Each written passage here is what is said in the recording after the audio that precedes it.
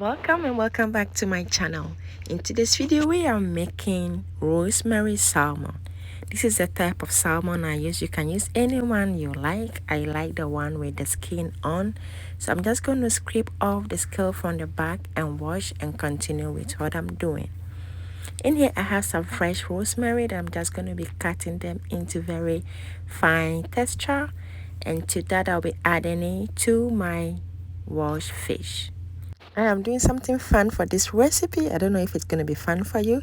I'm just going to be eyeballing all my spices. I'm not going to use any measuring spoon or anything to measure. So I'm just eyeballing, which we sometimes do in the house. So I'm just going to do this to show you. Sometimes I do eyeballing. I don't always measure when I'm cooking. So I'll list all the spices that I use. I'm going to put them in the description box below for you.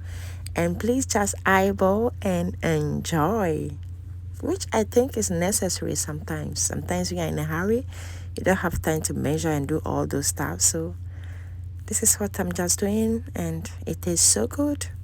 So I'm just going to bake this in the oven for 370 for 30 minutes or until your fish is fully cooked. And it came out so good. It was juicy, delicious, flaky. You can use this right away with your other side and eat. You can use it in your stews.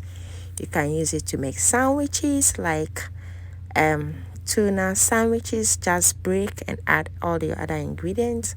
You can also use it in stews. There are so many options for this baked salmon. It is wild caught, so it's also very healthy for you.